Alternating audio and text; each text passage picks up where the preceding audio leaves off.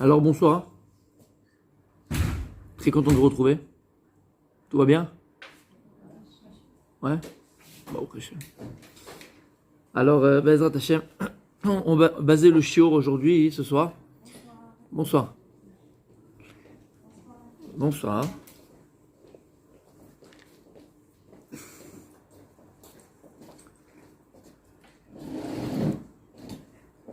Ça va? Mazel tov, mazel tov, mazel tov.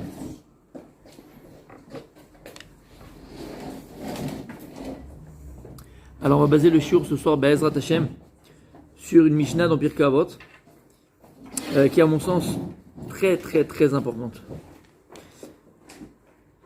La Mishnah en Pirkei Avot, elle est Perek Aleph, Mishnah Yud Dalet. La Mishnah dit comme ça, il dit, en fait c'est qui dit ça? C'est Rabbi Yehuda. Il dit comme ça, Imen anili mili, ukshani leatzmi ma'ani, veim lo arshav ematai.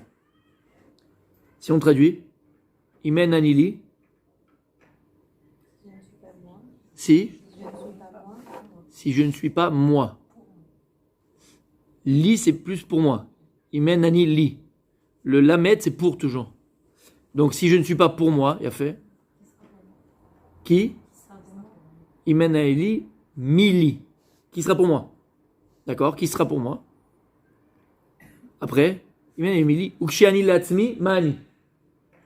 Ukshiani latzmi, ma'ani.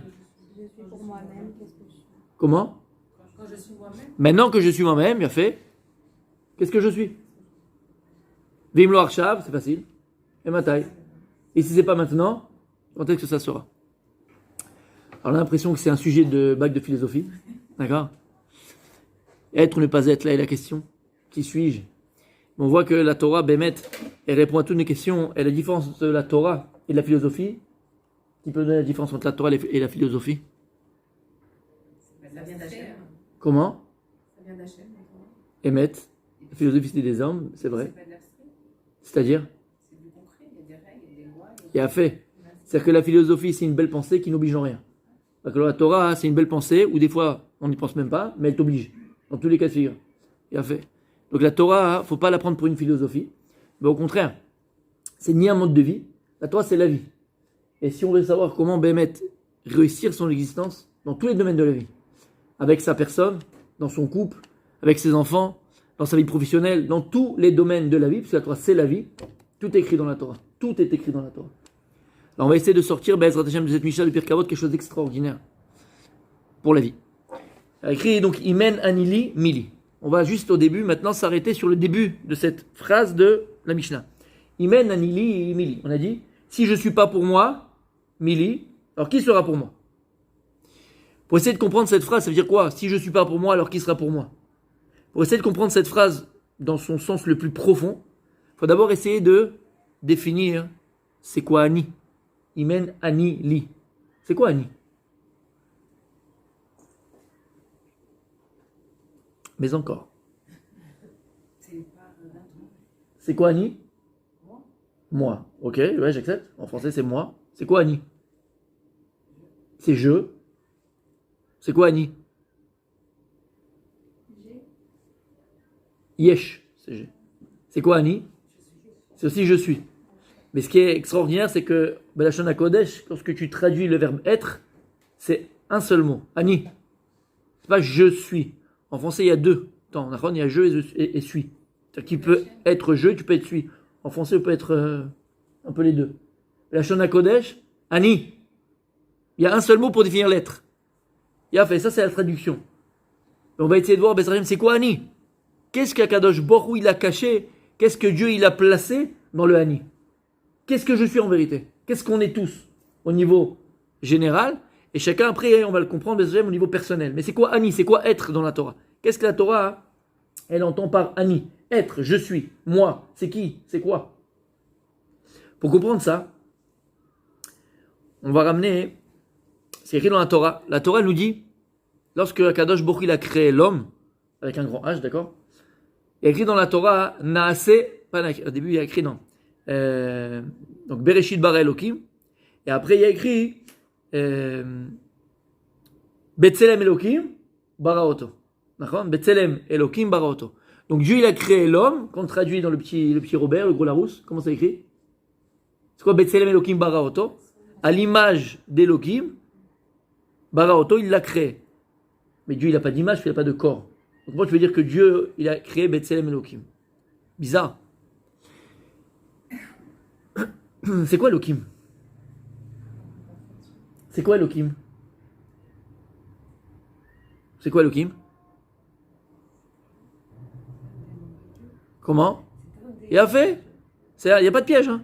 C'est un. Non, ils sont là, qu'est-ce qu'il veut? Non, allez-y! Tranquille! On est cool, d'accord? Il n'y a pas de piège pour l'instant. C'est quoi Elohim? C'est un néon de Dieu? Magnifique, super! C'est juste pour réveiller l'assistant, tu vois, pour qu'on soit plus dans le. D'accord? Donc c'est quoi Elohim? C'est un néon de Dieu. Ok. Alors Dieu, il a d'autres noms? Lesquels, par exemple? Donnez-moi des exemples de noms de Dieu. Yud Kibavke, il y a fait Meod, un autre nom de Dieu. Tsevaot, il y a fait quoi? J'ai pas entendu. Non, non, c'est ça, je voulais écrire, pour pas écrire le nom de Dieu, on écrit qu'un ré, mais c'est pas un nom de Dieu. Adonai, c'est ça que je voulais dire, voilà. Mais je l'ai dit une fois. Shakai, il y a fait Meod, Shindal et Yud, c'est un des noms de Dieu. El, c'est un des noms de Dieu. Donc Eshkadosh Baruch Hu Shalom, c'est un des noms de Dieu. Akadosh Baruch Hu, il a plusieurs noms. Oui? Jusque-là, c'est bon? Mais est-ce que c'est vrai? Est-ce que Dieu, il a plusieurs noms? Est-ce qu'on peut dire que Dieu, il a des noms, Bichlal? Pourquoi? C'est quoi un nom? Ça représente une facette de la chose. Et c'est quoi un nom? C'est une personnalisation. Un nom, c'est une définition. À partir du moment où tu nommes quelque chose, tu l'as défini. D'accord? Un menuisier, il va fabriquer une table, il va la nommer en tant que table. Qu'est-ce qu'il fait en la nommant? Il va définir son utilisation. C'est fait pour manger, c'est fait pour écrire, on ne fait pas dormir dessus. Donc lorsque tu nommes quelque chose, automatiquement tu le définis. Et lorsque tu définis quelque chose, qu'est-ce que tu fais? Et tu la limites, forcément. Alors, donc, est-ce qu'on peut dire maintenant hein, que Dieu, il a un nom? Puisque Dieu, il est Aya, Ove, Veillé. Akadosh Baruch Hu, il est, il était, et il sera. Il était, il est, il sera. Akadosh Baruch Hu, il est infini. Donc, comment est-ce que tu peux donner un nom à l'infini? Ben, ça va pas ensemble. Puisque le nom, par définition, il définit, donc il limite. Mais Dieu, il est limité. Vous avez vraiment la tête, toi, bien? Vous avez pris un acamol? Et c'est extraordinaire. Oui? Vous êtes avec moi? Vous avez compris la problématique qu'on a? Alors comment est-ce qu'on peut se permettre de donner un nom à Dieu? Dieu, il n'a pas de nom, puisqu'il est infini. Le nom, il définit. Comment? C'est pour nous. Ça veut dire que c'est pour nous. On ne pourrait pas appréhender. Comment? En tant qu'homme fini, on ne pourrait pas appréhender ce que c'est que l'infini de toute façon. Donc on est obligé. Hachem, il a été obligé de se mettre à notre niveau pour nous parler. Il a fait. Ça veut dire quoi ce que vous venez dire maintenant? Il a fait Méod. Très vrai. Très vrai. C'est un peu ce que tu voulais dire. Très vrai. Très vrai. Non, mais très vrai. Magnifique. Alors, c'est vrai que Kadosh Baruch Hu, il a des noms. C'est quoi ce nom de Elohim, El, Vechoulé, Vechoulé, Vechoulé? Alors, pour comprendre ça, déjà, ce qu'on va dire maintenant, faut le garder dans sa tête tout le temps, toute sa vie. Tous les cours que vous allez aller, Bezrat Hashem, tous les livres que vous allez lire, Bezrat Hashem, de Torah, tout ce que vous allez étudier, tout ce que vous allez apprendre dans votre vie jusqu'à la fin, jusqu'à 120 ans même après, Bezrat Hashem, faut jamais oublier ce qu'on va dire maintenant. Écoutez bien, tout ce qu'on pourra dire sur Dieu, tout ce qu'on pourra dire sur Akadosh Baruch Hu, tout, que Dieu il est clément, que Dieu il est redoutable, que Dieu il est complaisant, que Dieu il est que tout ce qu'on pourra dire sur Akadosh Baruch Hu, tout ce que tu pourras étudier sur Dieu, ce ne sera jamais assez vrai, jamais assez vrai, parce qu'on ne peut pas dire sur Dieu que Dieu il est miséricordieux. On peut pas dire que sur Dieu maintenant il est en colère. Il y a des endroits où on dit que Dieu il est bécasse. On peut pas dire que Dieu il est ceci ou Dieu il est cela. Pourquoi? Parce que si tu dis que Dieu il est à ce moment-là miséricordieux, tu dis que Dieu à ce moment il est bécasse, en colère, c'est-à-dire que Akadosh Baruch Hu, tu le fais un être changeant, avec des changements. Mais l'infini ne connaît pas de changement puisqu'il est déjà. Il n'y a que le corps, l'homme, comme vous avez très très bien expliqué, l'homme qui est fait d'un corps, donc il fait de la matière, donc qui est limité, qui connaît le changement. Des fois tu me fais un beau sourire, des fois tu fais la tronche. Des fois tu es hyper serviable, des fois tu fais la radine. Des fois tu es changeant, tu es changeante. Oui ou non? Parce qu'on est des êtres finis et limités. On ne peut pas dire sur Dieu qu'il est et qu'il n'est pas. Puisque Dieu, il est tout en même temps. Dieu, comprenez bien, il est tout en même temps. C'est difficile à notre cerveau de comprendre qu'on ne peut être tout en même temps. Parce que nous, on est des êtres changeants, puisqu'on a une fin. Mais à Kadosh Baruch Hu, tout ce qu'on pourra dire sur lui, comprendre sur Dieu, ce ne sera jamais assez vrai. Jamais. Alors pourquoi à ce moment-là, on donne des noms à Dieu? On le voit bien. Shakai, Elohim. C'est quoi le nom Shakai de Dieu? Shindal et Yud. Chaque nom de Dieu représente quelque chose. C'est quoi le nom Shaddai, par exemple? Quand tu prends la valeur numérique de Shaddai, c'est quoi? Shin, c'est 300. Dalet, c'est 4. Et Yud, c'est 10. Ça fait combien? 314. C'est quoi 314? 314, c'est quoi? C'est pi. C'est le chiffre infini. C'est l'infini. Et dit la Gemara, dit les Chachamim, quel nom Dieu il a créé le monde? Avec le nom Shaddai. C'est pas créé en tant que création, mais qu'il a donné une existence au monde avec le nom Shaddai. Pourquoi? Dit les Chachamim, la Gemara, le Midrash, que lorsque Dieu a créé le monde, toute la création elle est en gestuelle. Rien n'était à sa place. Hachegar ba'em akadosh baruch Dieu il a kavachol hurlé et il a dit l'olamo dai Shaddai she'amar l'olamo dai. C'est quoi dai en hébreu? Stop. Quand il a dit stop, tout s'est figé. Et c'est le 3-14, c'est pi. Donc c'est avec ça que le monde existe. D'accord? Donc chaque nom il a une représentation. Ok. Mais on a donc bien expliqué, on avait très bien dit, que Akadosh Baruch Hu, donc il a des noms, mais ces noms le définissent, donc le limitent. Alors pourquoi maintenant on donne des noms à Dieu puisqu'il est infini? Je donne un exemple. Imaginez maintenant qu'on se retrouvait dans une soucoupe volante. Ouais, soucoupe volante, vous avez l'image là des soucoupes volantes? Donc c'est comme un cercle, d'accord, c'est rond. Et tout autour, tu as des petits hublots, d'accord, des petites fenêtres. Maintenant, on l'a fait voler. Et toi, tu es au milieu, tu es au centre de cette soucoupe volante. Avec toutes les fenêtres autour, ok? Et là, dans la soucoupe volante, les petits hublots, ils ont chacun une couleur différente. Tu as un hublot bleu, vert, jaune, rouge, fuchsia, rose, toutes les couleurs différentes, d'accord? Et là, on te met en vol. Maintenant, toi, tu es au milieu. Et donc, il y a le soleil, d'accord? Tu es face au soleil. Maintenant, lorsque la soucoupe volante, la fenêtre qui est face au soleil, elle est rouge, quelle couleur tu auras dans la soucoupe volante? Du rouge, forcément. Lorsque maintenant, on tourne un peu la soucoupe volante, c'est du bleu. Quelle couleur tu as dans la soucoupe volante? Du bleu. Et ainsi de suite, d'accord? Maintenant, l'imbécile, qu'est-ce qu'il va penser? Qu'il y a plusieurs soleils. Bah oui. Bah, une fois, il est bleu, donc j'ai un soleil bleu. Après, maintenant, j'ai du rouge, c'est un soleil rouge. Après, j'ai du vert, j'ai un soleil vert. Non, Habibi, t'as pas compris. La soucoupe, elle est entourée de fenêtres. Pourquoi? Parce que le soleil est tellement fort, tellement puissant, que tu ne pourras jamais recevoir la lumière du soleil. Qu'est-ce qu'on t'a fait? On t'a fait des filtres. Maintenant, les filtres sont différents en fonction de comment toi tu vas les recevoir. Ben, c'est exactement pareil. Les noms de Dieu, d'accord, ce sont des fenêtres par lesquelles, à travers lesquelles Akadosh Baruch Hu s'exprime à des êtres finis. Mais le soleil, il brille de la même manière. Lui, il est inchangeable. Akadosh Baruch Hu, c'est pas qu'il est bleu, vert, jaune, ou il n'est pas miséricordieux, vert, il est tout en même temps. C'est simplement en fonction du receveur, en fonction de celui qui reçoit cette lumière, en fonction de celui qui reçoit cet appel de Dieu, cette, entre guillemets, ce dévoilement de Dieu, alors il va être différent d'après le receveur. Une fois, ça va être par rapport à cette situation miséricorde, par rapport à cette situation, ça va être colère, par rapport à cette situation, ça va être ainsi de suite. Vous avez compris? Voilà, c'est quoi les noms de Dieu. Donc les noms de Dieu en tant que tels, on ne peut pas les définir tels que nous les définissons en tant qu'êtres humains. D'accord? Ok. Alors qu'est-ce qu'on a dit? Lorsqu'Akadosh Baruch Hu a créé l'homme, comment c'est écrit là-bas? Betselem Elokim, Baraoto.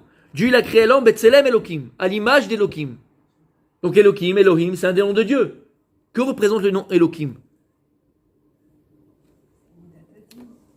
Aussi, très vrai. Elokim, c'est Midatadin. Mais plus que ça. Que représente le nom Elokim? Quand on fait la bracha, Baruch Ata Hashem Elokeinu Melech Olam, je sais pas quelle bracha tu fais, d'accord, je suis un béro, tu dois avoir une kavana. Tu dois penser au nom divin. Par exemple, quand tu dis Baruch Ata Hashem, Adonai, c'est quoi le nom de Dieu? Qu'est-ce qu'il représente? Quelle kavana il faut avoir? Quelle pensée il faut avoir à ce moment-là? C'est quoi Adonout? Comme son nom l'indique, c'est quoi? C'est Adon. C'est quoi Adon? Maître. Adon Olam. Adon, c'est le maître du monde. C'est lui qui dirige le monde, c'est le maître du monde. C'est ça la kavana qu'il faut avoir. Après, Elokenu. Elokenu, c'est Elokim. C'est quoi Elokim? Quelle kavana, quelle intention il faut avoir? C'est quoi Elokim? Bereshit bara Elokim. Le nom Elokim de Dieu. C'est-à-dire qu'on le dit dans la bracha, c'est cette kavana qu'il faut avoir. Baal ayecholet kulo. Qu'a la force absolue. Elokim, c'est le nom avec lequel Dieu a créé le monde. C'est la force de création, la puissance de création, le pouvoir de création.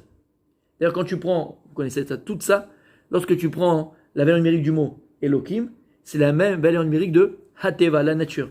Puisque Dieu a créé la matière, la nature. Et c'est ce qu'on crie et c'est ce qu'on chante. On ne sait pas souvent pourquoi. Pendant les slichot,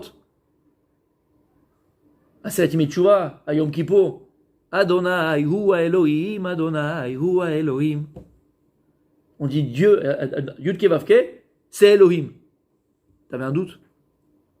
Hachem ou Elohim? Hachem, c'est lui Elohim. T'avais un doute? Tu savais pas qu'Hachem c'était Elohim? Et là, le nom Elohim, c'est quoi? C'est le nom avec lequel Dieu a créé le monde. Et donc, Elohim, valeur numérique de Hateva, la nature. Quand tu vois une plante, tu vois Dieu? Pas forcément, hein? Quand tu vois un lion, tu vois Dieu? Quand tu vois le Kilimandjaro, tu vois Dieu? Lorsque tu vois ton mari, tu vois Dieu? Tu devrais.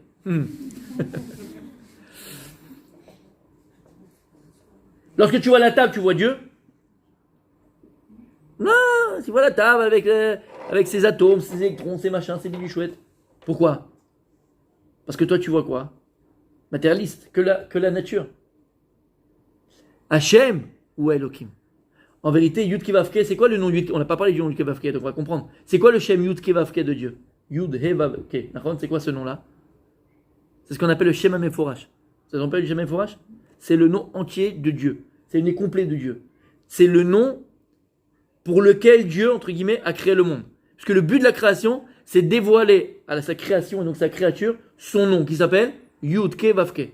C'est le Shem HaMeforash, c'est le nom le plus puissant, le plus. Quand on parle du nom Yud Kevavke dans la Torah, on parle du Ensof, de l'infini. C'est le nom infini de Dieu. Lumière infinie de Dieu. Alors cette lumière infinie de Dieu qui est représentée par le Shem Yud Kevavke, vous l'avez très bien dit tout à l'heure, il est impossible à un être fini, donc de matière, d'appréhender l'infini. Impossible. Yud Kevavke, c'est l'infini. Est-ce qu'un être fini peut appréhender l'infini? Impossible. Qu'est-ce qu'il a fait à Kadosh Baruch Hu, nous dit le Baal Hatanya? Il a caché son nom Yud Kevavke, il a caché l'infini dans le fini. Extraordinaire. Hachem ou Elohim? Yud Kevavke, Hachem, l'infini, le spirituel, le divin. Or Ensof Baruch Hu, où il est caché? Dans Elohim. C'est quoi Elohim? Dans la nature. C'est-à-dire que maintenant, pour trouver Dieu, il faut le chercher. Où? À travers la nature. Et à travers la nature, il dit Sefer Yetzira, c'est quoi? C'est que tu peux revoir Dieu, connaître Dieu, savoir Dieu, apprendre Dieu, à travers Sefer, Mispar, entre autres. C'est quoi Mispar? À travers les chiffres. C'est que beaucoup ils disent non, mais les guématriotes, les machins, les trucs, c'est mignon, c'est machin. Sefer Yetzira. Il y a un rave spécialiste de cela. Il y a un rave spécialiste de cela. Tu le trouves dans la physique. C'est qui? Rav Menaché. J'en ai parlé. Spécialiste de ça. Rav Menaché. Parce que c'est le Sefer Yetzira qui te dit. Tu peux retrouver Dieu dans les chiffres. Regarde Shakai. C'est un petit exemple de rien du tout. Qui est énorme, mais c'est un petit exemple. Shin Dalet Yud. C'est le nom avec lequel Dieu il a créé, il a donné existence au monde. Et c'est quoi? C'est Pi. Donc tu dois retrouver Dieu, Hachem ou Elohim. Hachem Yud Kevavke ou Elohim. C'est lui la nature. Donc la plante qui pousse, tu dois trouver Dieu dedans. La table qui est en face de toi, tu dois trouver Dieu dedans. Dans la nature, tu dois faire sortir Dieu, tu dois dévoiler Dieu. Et ça, le travail du juif. Le travail de chacun d'entre nous, c'est arriver à dévoiler Yud Kevavke qui se trouve dans la nature. Hachem ou Elohim. Tout ce que tu prends pour des choses qui sont réglées, avec des règles sûres, tout ce que tu vois de matériel, tout ce que tu vois autour de toi, et que tu penses que c'est normal, ben on arrose la plante elle pousse. Une femme, elle tombe enceinte, c'est magnifique, c'est la nature. Même la vache, elle tombe enceinte. 9 mois dans le ventre, et le bébé, il boit à travers la maman, et il mange, verrouler cette chose.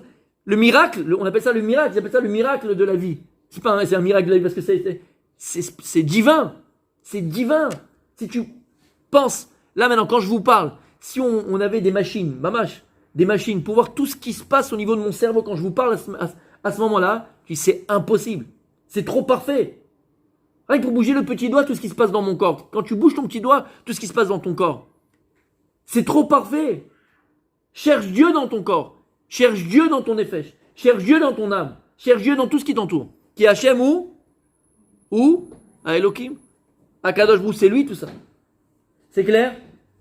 Ok, c'est une petite parenthèse. Alors qu'est-ce que maintenant la Torah vient nous dire? Que lorsqu'Akadosh Baruch Hu a créé l'homme qui est, on va le voir le but de la création, Akadosh Baruch Hu, qu'est-ce qu'il dit? Betselem Elohim baraoto. Là je comprends plus rien. Dieu va créer l'homme à l'image d'Elohim. Ça veut dire quoi? À l'image d'Elohim? Dieu il n'a pas d'image. Non, c'est-à-dire que Dieu il va donner quoi alors? C'est-à-dire quoi Dieu il a créé l'homme avec le nom Elohim.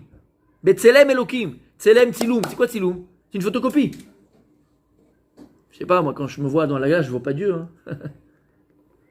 Je suis le Tziloum d'Hachem. T'es le Tziloum d'Hachem. C'est ce qui est écrit dans la Torah. Betselem Elohim baraoto. Il a fait un tziloum, il a mis Elohim, paf, l'homme. Voilà comment il a créé l'homme. Ça paraît bizarre. T'es la photocopie de Dieu? Oui.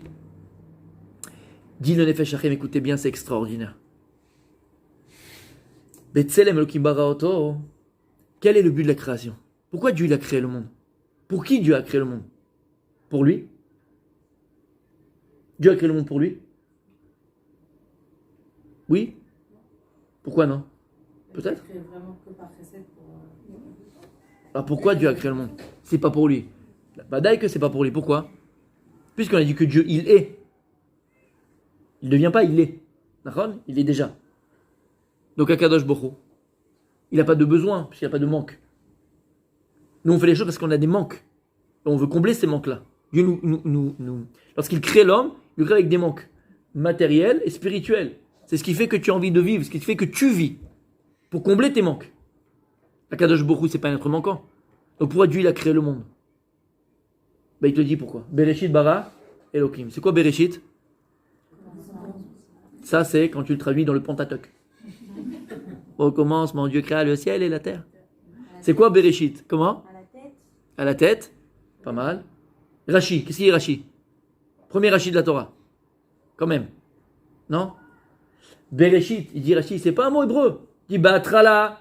D'accord? Ba'atrala, c'est le début. C'est quoi Bereshit? Ça veut rien dire Bereshit. Non, il dit en vérité, c'est quoi? C'est l'action de deux mots.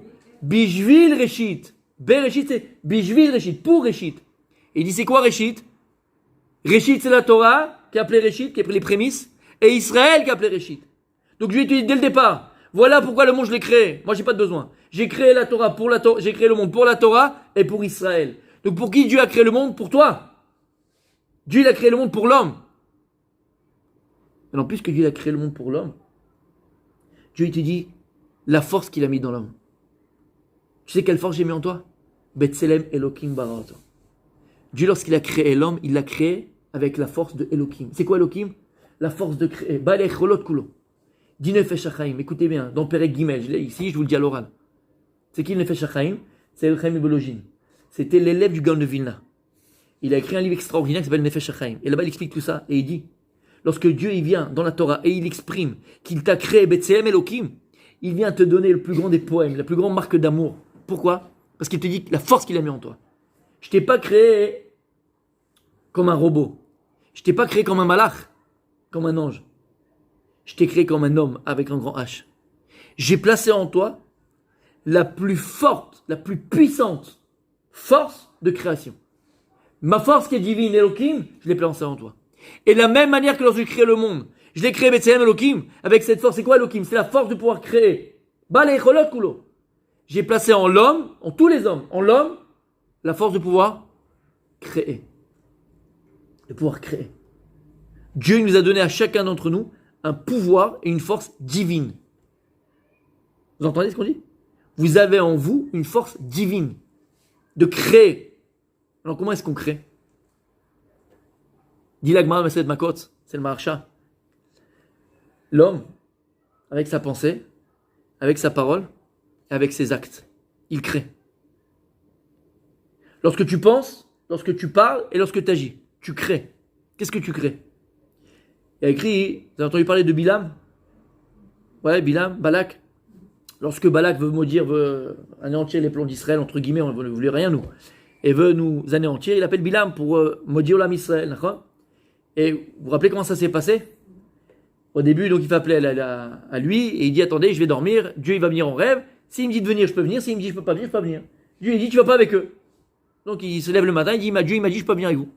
Donc il retourne, il les renvoie avec en plus d'argent, il dit, je vous ai dit déjà, c'est pas moi qui décide, c'est Dieu qui décide. Ok. Donc ils disent, restez là, on va voir ce que Dieu va me dire. Et là, la deuxième fois, qu'est-ce qu'il a écrit? Koum lech hitam. Deuxième fois, il a écrit, allez, va avec eux. Va avec eux. La Gemara s'interroge et elle dit, Bederech she'adam rotze lelech, molichinoto. Le chemin que l'homme veut emprunter, molichinoto. On l'y emmène. D'où on apprend ça de Bilam. Parce qu'au départ, on a dit, ne va pas avec lui. Et après, on a dit, va avec eux. Quel rapport? Où tu vois que le derech, que l'homme, le chemin que l'homme veut choisir, la personne veut choisir, molichinoto. Pourquoi c'est du pluriel molichinoto? J'aurais dit molichoto, c'est Dieu. Le chemin que tu as choisi, Dieu il te conduit. Tu as un choix entre les mains. Ce que tu veux choisir, tu fais. Dit le marché quelque chose d'extraordinaire.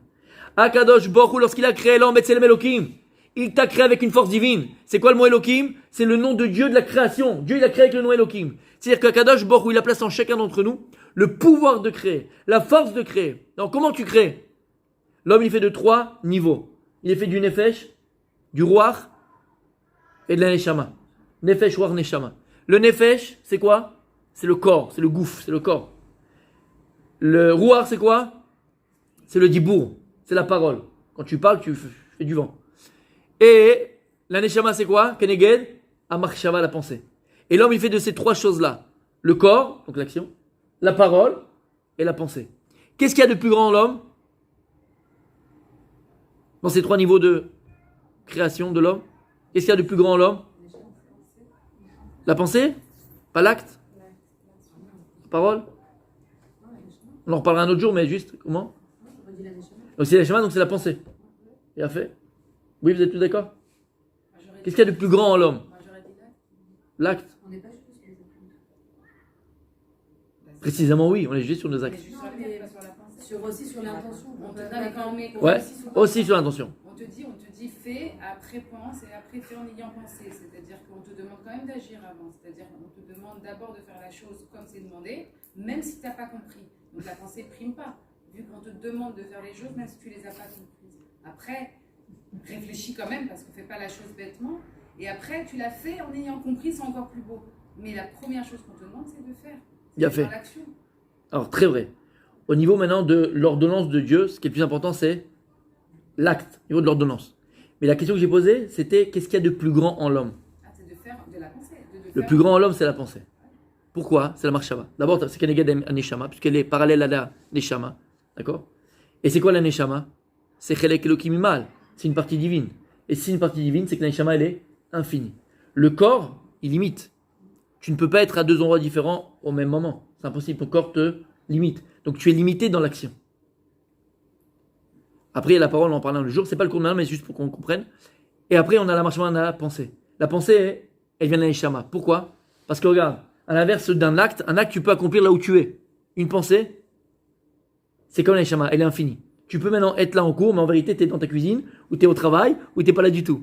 Comment c'est possible? Parce que la pensée, elle te délimite. Et si on fait l'expérience, tu fermes les yeux, et tu te rappelles les vacances que tu passais quand tu avais 10 ans avec tes grands-parents, je sais pas où tu étais, d'accord, à Netanya, ou je sais pas où tu allais quand tu avais 10 ans, tu fermes les yeux, tu dois maintenant marcher les escaliers pour entrer dans leur maison, tu peux tout refaire, tu peux tout revivre par la pensée. Parce que la pensée, elle est Kelegan Neshama. Donc, ce qu'on a de plus grand en nous, c'est la pensée. On n'est pas jugé sur notre pensée, sur des actes.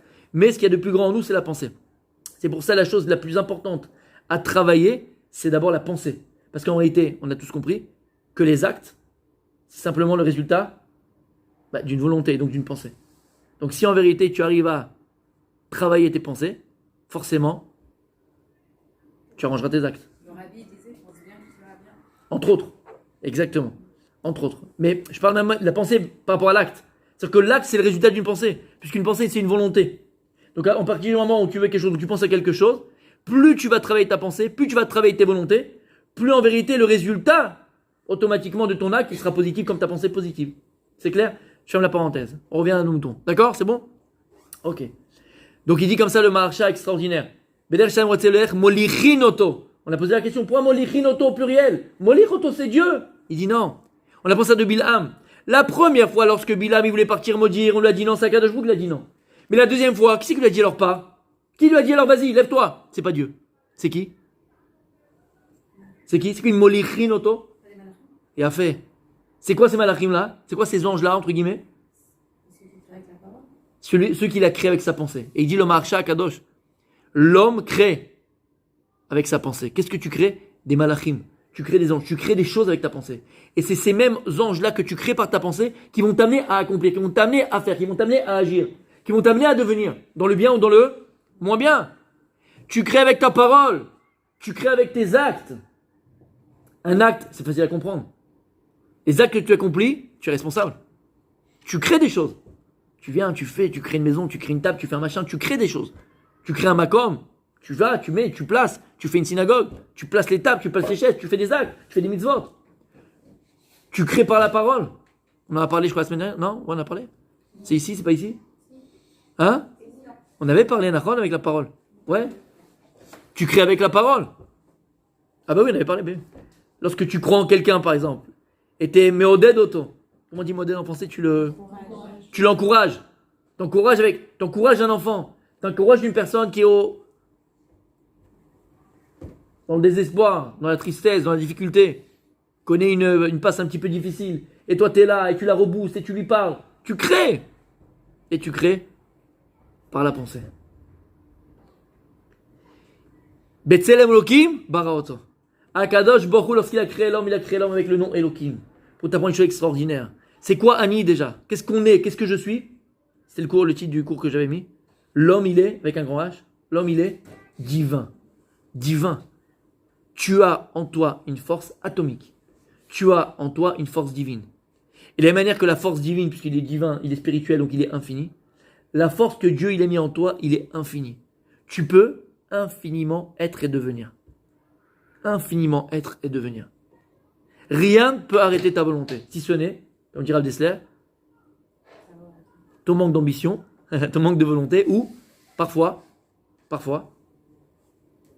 la volonté d'une autre personne qui veut plus que toi. Ou sinon, ta volonté, elle est divine, elle est infinie. Betselem Elohim Baraoto. Tu as en toi cette force d'Elohim. Tu as en toi cette force de Dieu. Tu as en toi une force de permettre de créer. Et créer quoi? Ta vie, ton existence, ton couple, ta personne, ton Annie. C'est ça, Annie. Déjà, Annie, c'est savoir et prendre conscience du potentiel que Dieu a mis en moi. On a en nous une force divine de pouvoir faire de grandes choses. Dans ce que l'on est, avec nos qualités. Mais on a en nous cette force de pouvoir créer des choses extraordinaires. Et on le retrouve dans la création. Comment? Lorsqu'Akadosh Baruch Hu il a créé le monde, il a écrit Naase Adam. Hachem il s'est exprimé, il a dit Naase Adam. Faisons un homme. D'accord? Naase Adam. Et là c'est bizarre. C'est quoi Naase Adam? Faisons un homme. Dieu il va dire faisons un homme. C'est bizarre. Il a besoin de quelqu'un, Dieu, pour créer? Naase? Naase c'est du pluriel. Dieu il a besoin de personne pour créer l'homme. Donc pourquoi il écrit Naase Adam? Faisons un homme. À qui? Il a besoin d'aide, Dieu? Non, il est tout déjà. Donc pourquoi Kadosh Baruch Hu il s'exprime au pluriel? Naase Adam. Dit le Midrash, lorsque Dieu a fini de créer toute la création c'est quoi? C'est les astres, c'est les montagnes, c'est la végétation, c'est les animaux. Naase Adam, il a appelé toute la création du monde. Chaque création. Et il lui a dit, regardez maintenant, Naase Adam, vous allez venir avec moi et je vais créer l'homme. Mais pour créer l'homme, j'ai besoin Kaviachol de vous. C'est-à-dire, à Kadosh Baruch Hu dit le Midrash, il a demandé à la création, au lion, il a demandé, regarde, tu vas venir et tu vas mettre la force de la création du lion. Le lion, il a une trouna. Le lion, il a une notion. Le lion, il a une force propre au lion. D'accord? C'est trouna. Je veux que tu vas donner ta force à l'homme. Il appelait la panthère. Tu auras la force, tu donnes ta force, la création que j'ai mis en toi, la force de création que j'ai mis en toi, tu la donnes à l'homme. Il appelait le soleil, il appelait toute la création. Et toute la création a partagé de sa force, a donné de sa force à qui? À l'homme. C'est pour ça que ça répond à une question que vous aurez pu avoir. Dans la Torah, très souvent,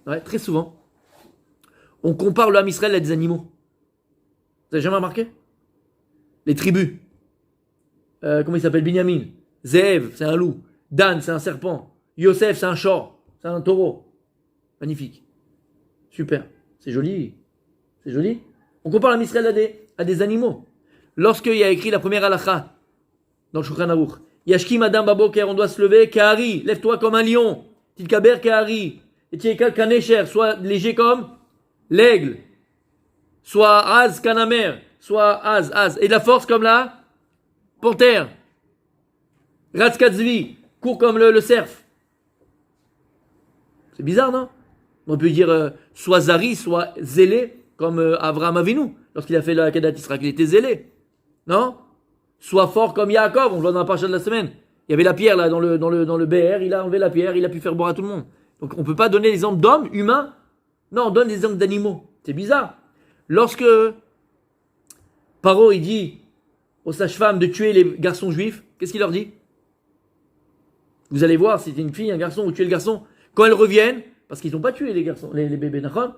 Paro il s'est dit, mais attends, vous n'avez pas tué les enfants, vous faites quoi là? Je vais demander de tuer les enfants. Qu'est-ce qu'elles répondent? Non, mais c'est pas pareil. Les femmes juives, elles sont kichayot hena. C'est comme des animaux. Des animaux? Shemishmo. Ki chayot hena. Comment tu peux exprimer ainsi? Donc on voit très souvent dans la Torah que l'âme Israël est comparé. Ayala, on donne même des noms d'animaux. Pourquoi tu as... C'est bizarre. Tu as vu un enfant qui s'appelle le cerf? La gazelle? Non mais c'est bizarre. Oui ou non? C'est bizarre. Pourquoi on donne des noms d'animaux, pardon? Parce que nous dit le Midrash que lorsqu'Akadosh Baruch Hu il a créé l'homme, Naaseh Adam, il a appelé toute la création. Et il a demandé à toute la création de mettre les forces de cette création-là dans l'homme. C'est qu'il existe en toi la force du lion. Vous êtes lion? Ah, dommage. Il existe en toi la force de la gazelle. Ou du serpent, fais attention. Ça pique. Ou de l'abeille. Et ainsi de suite. On a toute la force de la création en nous. Pourquoi? Pour la simple bonne raison. Il y a écrit dans la boîte de Rabbi Nathan qui a Adam ou Olam Katan. L'homme, c'est un microcosme. Quand on a dit tout à l'heure que Dieu a créé le monde pour toi, c'est pas une poésie. C'est pas pour rebooster, comment on appelle ça là? C'est la mode. Coaching. Qui a dit ça? Tout à fait. C'est le coaching verroulé. Non, c'est pas du coaching, c'est pas pour te mentir, c'est pas pour faire semblant. D'accord? C'est la médecine, c'est une réalité. Comprenez bien ce que je dis tout à l'heure. La Torah, c'est une réalité. Lorsque les Chachamim s'expriment, c'est une réalité. C'est que tu as béhémet en toi ces forces-là.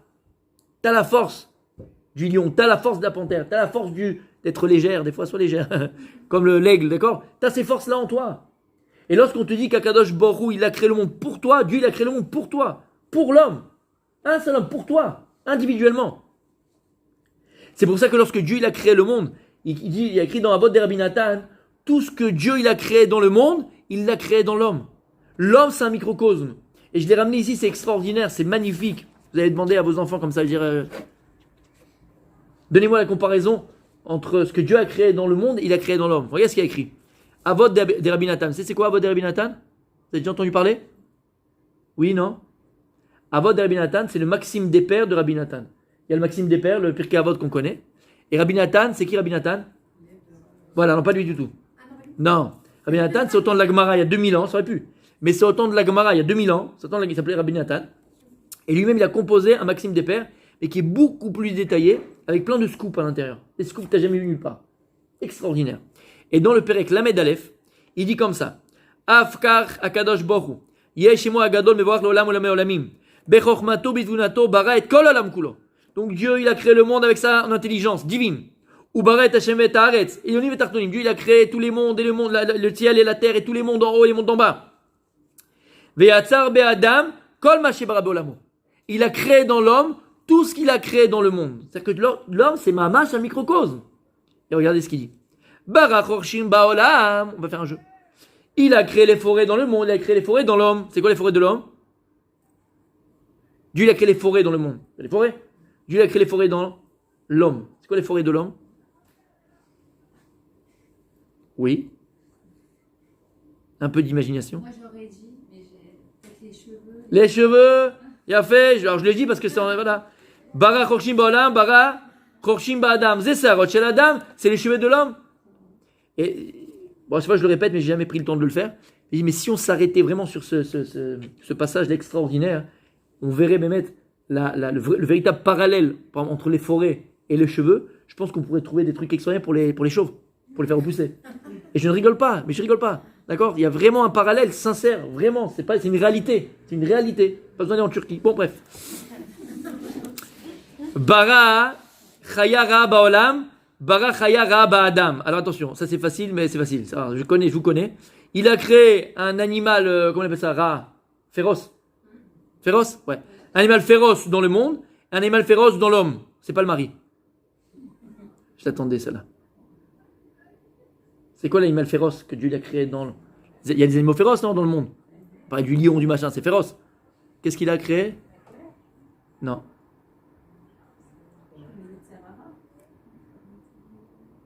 Non, comme les cheveux. C'est une partie de l'homme. C'est en toi. Physique. Comment? Qui a dit les dents? Vous êtes dentiste? Ah non. Je croyais que c'était une petite pub. Non. Les dents. Pourquoi c'est rare les dents? C'est mignon les dents, sympa les dents. Khayara, féroce. On a tous vécu au moins une fois dans notre vie, si c'est pas 20 fois ou 50 fois. 100 fois. C'est quoi une bête féroce? C'est... Hein? Non, alors j'ai fait les ongles. Non, mais c'est féroce dans le sens, ça bouge dans tous les sens là. T'en peux plus. Non? Langosha. Ouais, l'embouche. Barachaya ra ba'olam, barachaya ba'adam. Ze bnei me'av shel adam. C'est quoi bnei me'av? Les intestins. Quand t'as mal au ventre, tiens, baba, c'est la bête féroce qui est dedans à l'intérieur. T'as compris? Féroce. Donc c'est les intestins. Bah oui.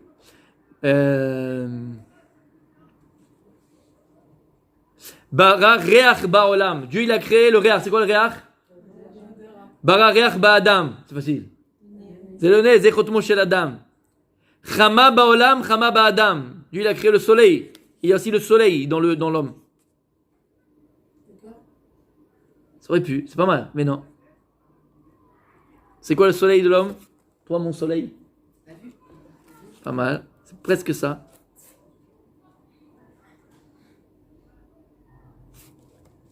Non? Les paupières. Zé oro chez la dame. Oro, c'est quoi? C'est ça, c'est la panim. La panim, c'est le or. Maïm sechorim ba'olam, maïm sechorim ba'adam. Des eaux usées, des eaux sales dans le monde, des eaux sales dans l'homme. Bon, ça c'est... Je suis désolé. Qui a dit pipi? Ça aurait pu, mais il dit pas ça.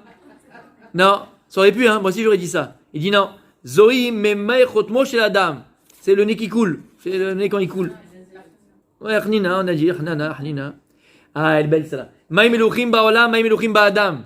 Dieu a créé les mers, les eaux salées, les mers salées dans le monde. Il a créé les eaux salées dans l'homme. C'est facile. C'est les larmes. C'est les larmes. Comme on dit des fois, c'est quoi? Déverser des mers de larmes. Ah là là là là là là. C'est beau, hein? Bara chomot ba'olam, chomot ba'adam. Dieu, il a créé des chomot. C'est quoi des chomot? Des murailles dans le monde, il a créé des murailles dans l'homme. C'est quoi une muraille de l'homme? C'est ses lèvres. Dieu, il a créé des portes dans le monde, il a créé des portes dans l'homme. C'est quoi les portes de l'homme? Les dents. Bon, vous voyez, là, on va pas le faire tout le tour parce qu'on va passer tout le tour dessus. D'accord? Mais c'est extraordinaire de voir la correspondance de chaque membre. Ça, on continue, hein, c'est comme ça, regardez jusqu'à où ça s'arrête. Donc, tout ce qui est les organes de l'homme en parallèle avec ce que Dieu a créé dans le monde. Pourquoi j'ai ramené ça? Pour passer le temps? Non. Pour montrer combien Akadosh Baruch et comment Akadosh Baruch il a créé l'homme. Tout ce que Dieu il a créé dans le monde, il a créé dans l'homme. C'est pour ça qu'il y a écrit que tout celui qui est Matzil Nefesh Shachat Israël, tout celui qui sauve une vie dans Israël, c'est comme s'il sauvait Olam Malé, un monde. Et Chadeshalom, tout celui qui fait perdre une âme d'Israël, c'est comme s'il tuait entièrement le monde. Puisque le monde est contenu en toi. Comprends que le monde est contenu en toi. Tu es un microcosme. Tu comprends c'est quoi Annie maintenant? Tu comprends c'est quoi Annie? Je suis être pour Akadosh Baruch. Comprends que Dieu a mis en toi une force élokite, une force divine. Et que toute la création, elle dépend de toi. C'est pour ça que vous verrez à chaque fois où vous entraînez des cours extraordinaires. On te dit que, on a dit tout à l'heure par la pensée ou par ta parole ou par tes actes, tu vas influencer ou tu vas pouvoir avoir des répercussions sur plein de choses. Lorsque tu viens et maintenant tu fais une bracha, la bracha que tu fais quand tu fais Shakol Niya Bidvaro, d'accord? Qu'est-ce que tu fais? Pshat, tu remercies Dieu, d'accord? Il a fait, c'est vrai, tu remercies Kadosh Baruch, de la Gemara dit pour être un voleur. Mais tu fais que ça, tu crois? Est-ce que tu penses une seconde que tu fais que ça? Mais maintenant, tu vas changer, ta vie elle change. Tu vas comprendre encore plus et tu vas. Tout ce qu'on est en train de dire, c'est pourquoi on fait ce cours? Pourquoi je voulais faire ce cours-là? Prendre conscience de ce que l'on est et surtout aussi comprendre et prendre conscience de la responsabilité que Dieu a mis en nous et de la force et de la confiance que Dieu a mis en nous. Tu te rends compte que Dieu l'a mis en toi? Tout à l'heure, j'ai parlé, je vais juste revenir sur ça. Tout à l'heure, j'ai parlé du Shem Yud Ke Vav Ke. Le nom de Dieu qui s'appelle Yud He Vav Ke.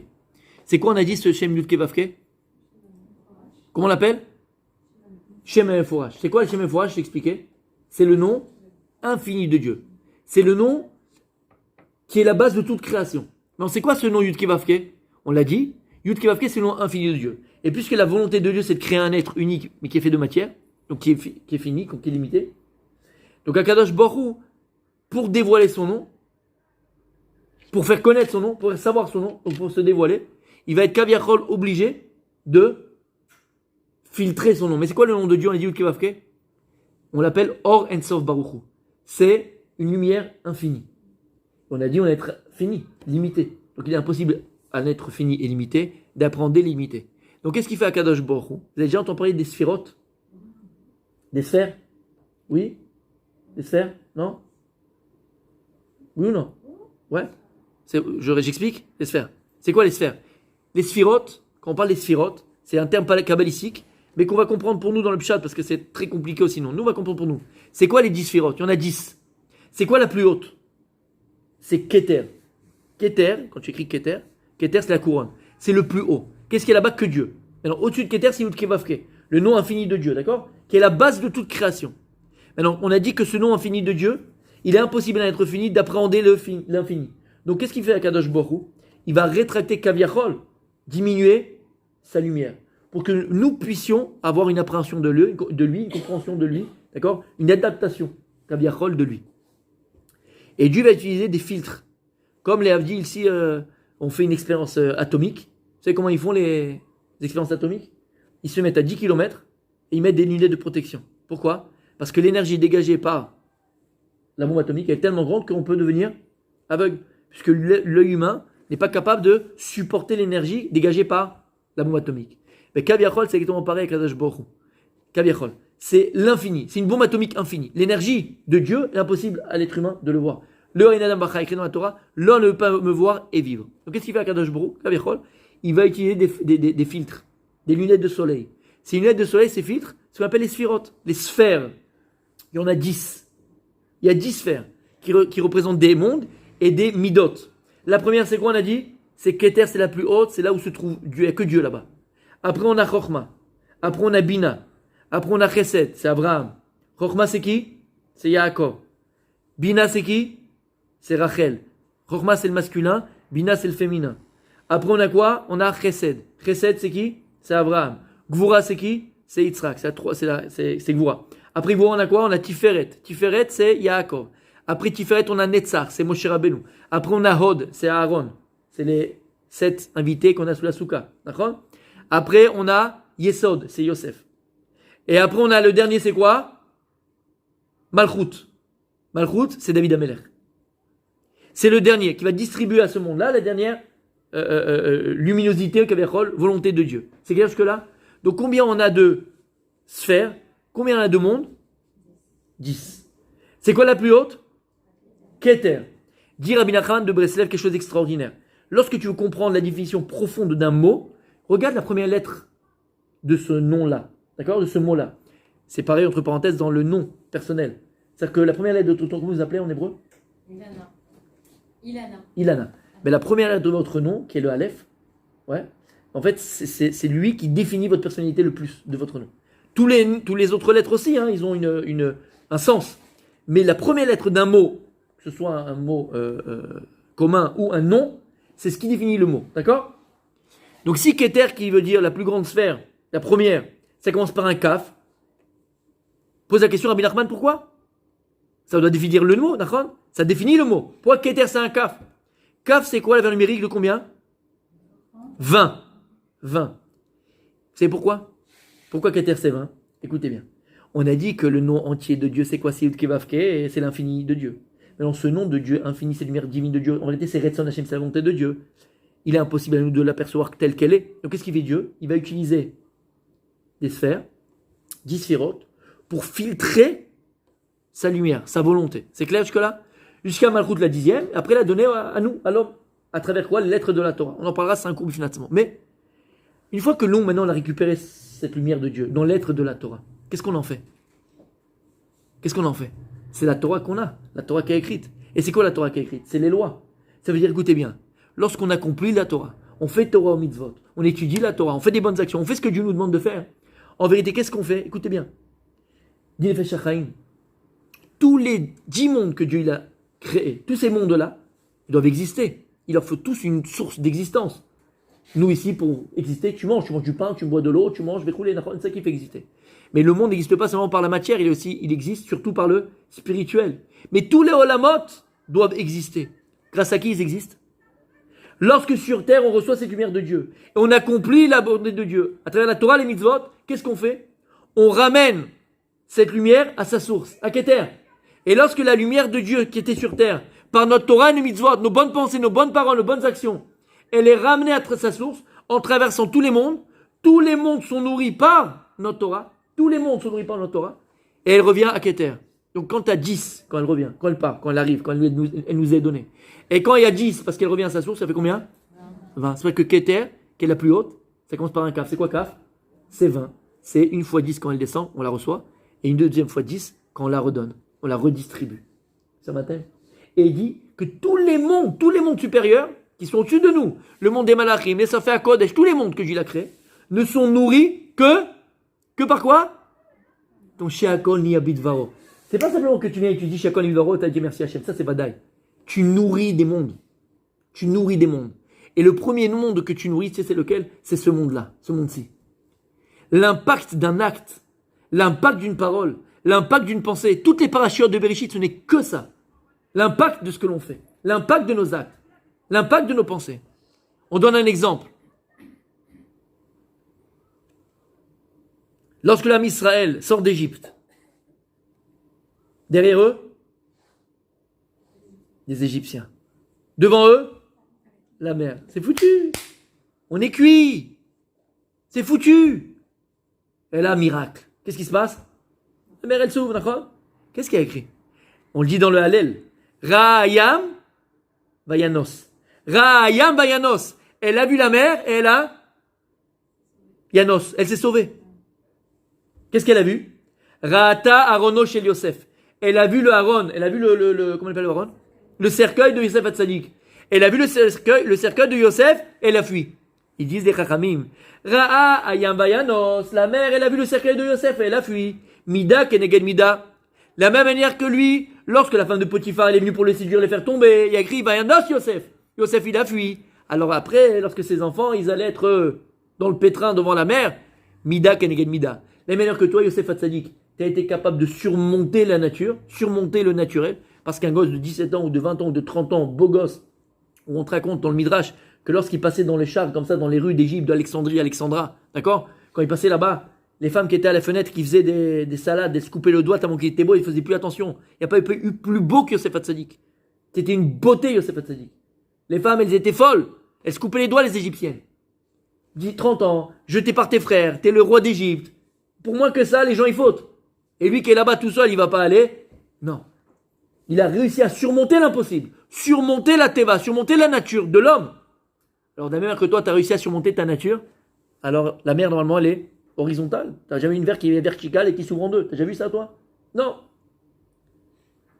Mida, keneged mida. Vayanos Yosef, Ra'ayam vayanos. On écoutez bien. Imaginez maintenant, dans l'absolu, que Yosef Hatzadik qui serait tombé. Qu'est-ce qui serait passé à ce moment-là? Moi, nous, tous, on serait à ce moment-là en babouche, en train de faire des pyramides. C'est clair. Regarde l'impact d'un acte. Parfois, tu vas faire des choses extraordinaires. Parfois, tu vas être devant, par exemple, un choix. Devant le choix d'un acte fort, puissant. Sache que non seulement d'abord, si tu vas accomplir cet acte que tu dois accomplir, qui t'est proposé maintenant, si tu arrives, ou bien des fois une situation que tu dois surmonter, le vol, ou voler, pour un homme avec une femme, ou l'odama, et que tu vas surmonter maintenant, là tu surmontes. Sache que non seulement le premier bénéficiaire c'est toi, c'est sûr, mais peut-être que cet acte que tu viens d'accomplir, tu sais pas l'impact que ça peut avoir dans des générations futures. Et peut-être parce que le mérite de cet acte que tu as eu maintenant, toi, de surmonter. Alors, ton petit-fils, dans 20 ans, il sera à l'armée, à ce moment-là entouré de 80 terroristes, et on ne sait pas comment. Il s'est baissé, ils ont tiré tous. Bénil. Bénil, non, c'est votre époque, moi aussi. Ouais, il y avait déjà des trucs comme ça. Il était comme ça, il se baisse et ils se tuent tous. D'accord? Comment c'est possible? C'est un miracle, c'est un S. Comment c'est possible? C'est ton acte. Ton acte. Un acte n'est jamais perdu. Une belle parole n'est jamais perdue. Une bonne pensée n'est jamais perdue. Tu dis, mais c'est joli, c'est de la poésie. C'est pas de la poésie, c'est pas poésie. C'est Retzon Hashem. C'est la volonté de Dieu. Dieu, il a voulu te créer avec cette force-là. T'as une force divine. T'as une force divine. Lorsque tu te vois dans la glace demain matin, tu dis, purée, qu'est-ce que je m'aime. Et je pèse mes mots. Quand il disait, Gilbert, on va s'aimer, tu dois t'aimer. On va s'aimer, bon, on va s'aimer. Ben, c'est hyper important de le comprendre.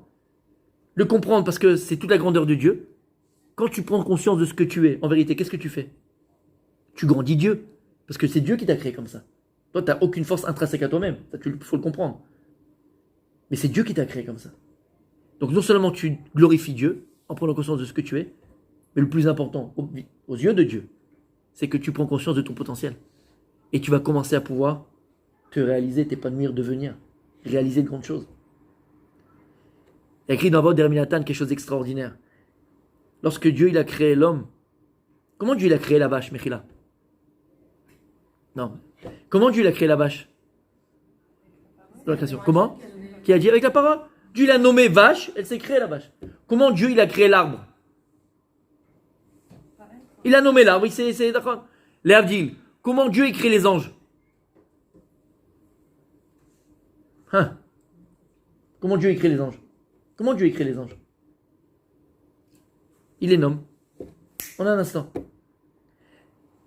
Dis à Boderminatan, comment Dieu l'a créé l'homme? Il dit comme ça. Shah Rishona, première maman. Qu'est-ce qu'il a fait premier temps? Akadosh Baruch Hu, il a fait. Il a choisi la terre avec laquelle il avait créé l'homme.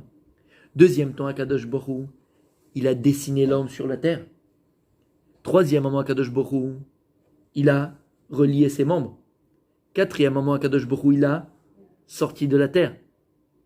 Cinquième moment, Akadosh Baruch Hu, il a mis une neshama. Sixième moment, Akadosh Baruch Hu, il a mis debout. Bon, après, ça n'a pas duré longtemps le kiff. Septième moment, il a donné une femme. On n'était pas tranquille trop longtemps. Mais, huitième moment, il leur a ordonné de ne pas manger du fruit. Neuvième moment, il a mangé. D'abord, on te dit tous les temps, toutes les étapes avec lesquelles Dieu a créé l'homme. Là-bas, il y a un commentateur qui dit quelque chose d'extraordinaire.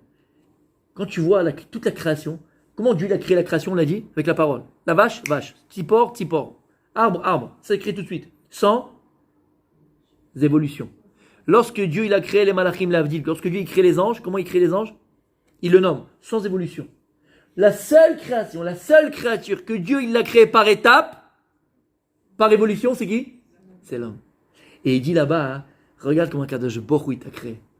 Dieu il a créé en toi, dans ton naissance, le koach et la force de quoi? De grandir, d'évoluer, de te réaliser. Et il rajoute, il dit, si tu ne le fais pas, si tu n'avances pas, par étapes, mais si tu n'avances pas, si tu ne construis pas, si tu ne progresses pas, tu ne vaux pas plus que la vache. C'est la vache, elle meurt comme elle est. Donc le seul être qui peut devenir, qui peut se réaliser, qui peut être, c'est qui? C'est l'homme. Et écoutez bien, dans la vie en vérité on n'a pas le choix. Ou plus exactement, on a 3 choix. Mais les 2 choix sont des non-choix. Et le véritable choix qui reste, c'est un seul choix. Ça va? C'est la maison choix. Dans la vie, soit on progresse, soit on stagne, soit on régresse. C'est comme ça. Mais en vérité, la stagnation, c'est la régression. Donc dans la vie, tu ne te dois que de progresser. Et dans tous les domaines de la vie, professionnellement parlant, dans ton couple, un couple, il doit progresser. Un couple qui stagne, c'est un couple qui régresse. On se doit de progresser. C'est ton essence. Dieu, il t'a créé comme ça. Il t'a créé par étapes. Il t'a créé en progression. C'est vrai que l'homme, il est appelé comment? Par rapport aux anges. C'est comment ils sont appelés, les malachim, les anges? Omdim. Ils sont appelés Omed. C'est quoi Omed? Se tenir debout. Figé. Omed, c'est se tenir figé. Pourquoi ils sont figés, les malachim? Pourquoi les anges, ils sont figés? Et pourquoi il ne peut pas évoluer? Pourquoi il ne peut pas évoluer? Pourquoi est-ce qu'un malach, il est appelé figé? Pourquoi il ne peut pas évoluer un malach? Un ange? Il a une seule mission, mais il évolue dans sa mission. Pourquoi il ne peut pas évoluer? Pourquoi? Ils ont une Torah là-haut. Ils ont leur Torah. Pourquoi il ne peut pas évoluer un ange? Dieu les a créés, il n'a pas créé avec des stades d'évolution. D'accord, mais pourquoi il ne peut pas évoluer? Qu'est-ce qui leur manque pour évoluer? Il n'a pas le choix, il n'a pas de liberté. Oh, le choix. Qu'est-ce qui me permet de devenir? Ce sont mes choix. Vous savez on avait dit ça déjà. Il y avait un grand joueur de poker qui s'appelait Descartes. Il disait quoi? Je pense donc je suis. Ça revient un peu à ce qu'on avait dit. Je pense donc je suis. C'est vrai ou pas? Je pense donc je suis? Oui, non? Il est tard? Je pense donc je suis? Qu'est-ce que vous dites? Je pense être Zidane. Donc c'est plus penser, j'imagine. Prendre la Coupe du Monde. Ouais. Donc je suis? Oui ou non? Non? Ben, c'est un peu vrai. Je pense donc je suis, c'est un peu vrai. Mais la Torah, elle te dit, Behemet, c'est quoi la définition de Ani? On est dedans, d'accord? C'est quoi Ani? C'est quoi être? La Torah dit, je choisis donc je suis. Plus tu choisis, plus tu es. Le seul être de la création. Bien sûr, bien sûr, bien sûr. C'est pour ça que j'ai dit, c'est pas entièrement. C'est pour ça que j'ai dit. Non, c'est pour ça que j'ai dit, c'est pas entièrement faux. C'est pas entièrement faux, exactement. C'est pas entièrement faux. Mais je ne suis pas que par ma pensée. Parce que je peux penser à plein de choses. Je peux penser à être le plus grand businessman du monde. Je peux penser à être c'est le début. Mais si toute ma vie je vais que penser, ça s'appelle je l'ai imaginé ou rêvé. D'accord? Donc je choisis, donc je suis. Qu'est-ce que je disais juste là maintenant? On dit ça? Les anges, ils font pas le choix. J'ai choisi, donc je suis. Ouais.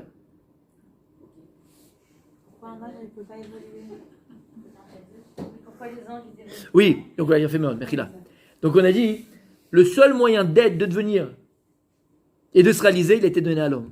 Comme tu l'as très bien dit, parce que l'homme, il choisit. Je choisis, donc je suis. Parce que j'ai le choix, alors je deviens. Je deviens mes choix d'ailleurs. Donc pour savoir ce que tu vas devenir, regarde ce que tu veux. C'est bon? Pourquoi un malach n'est pas? Parce qu'il n'a pas le choix. Pourquoi un malach il n'a pas le choix? Parce que les anges n'ont qu'une seule notion, qui s'appelle la crainte. Eux, ils servent Dieu uniquement par la crainte. Quelqu'un qui sert par la crainte, on appelle ça quelqu'un qui est obligé. Lorsque quelqu'un il est obligé, c'est qu'il n'a pas le choix. Donc s'il n'a pas le choix, il ne peut pas être. D'ailleurs, dans toutes les grandes dictatures, qu'est-ce qu'on fait en premier? On leur enlève le choix. C'est un dictateur par définition, on n'a pas voté pour lui, on n'a pas choisi qu'il soit le président. Donc à partir du moment où tu retires aux personnes la possibilité de choisir, tu les empêches de devenir. C'est tout le principe de l'esclavage. Comme dans un couple. Ah bah oui. Bah oui. Le seul moyen d'être un tyran à la maison, c'est d'enlever le choix à l'autre. À partir du moment où tu empêches l'autre de choisir, tu empêches l'autre de devenir, d'exister, d'être. C'est l'existence. L'existence, c'est une cumulation de choix qui fait que je deviens ce que je voulais être. En fait, ce que je suis. Parce que tout le but de la vie, c'est de devenir ce que l'on est. Donc je deviens par mes choix. Les malachim, les anges, ils ont que la crainte. Donc ils sont obligés. T'es obligé? Donc tu choisis pas. Tu choisis pas, tu n'es pas. Dieu, il a donné à l'homme quelque chose d'extraordinaire qui s'appelle. C'est beau. C'est beau. Mais qu'est-ce qui me permet d'avoir le libre arbitre? Qu'est-ce qui fait que l'homme, il a le libre arbitre? C'est très joli, mais qu'est-ce qui fait qu'on a le libre arbitre? Qu'est-ce qui permet de choisir? C'est vrai qu'on a ces deux tendances-là, mais il y a une chose dans l'homme qui fait que, plus que les anges. Les gens, ils sont obligés parce qu'ils servent Dieu que par la crainte. Nous, on a la hava, on a l'amour. Et l'amour, par définition, c'est quoi? C'est le don. Comme il dit Rav Dessler, est-ce que je donne à qui j'aime ou j'aime à qui je donne? Boker Tov. Est-ce que je donne à qui j'aime ou j'aime à qui je donne? Rabbaniot.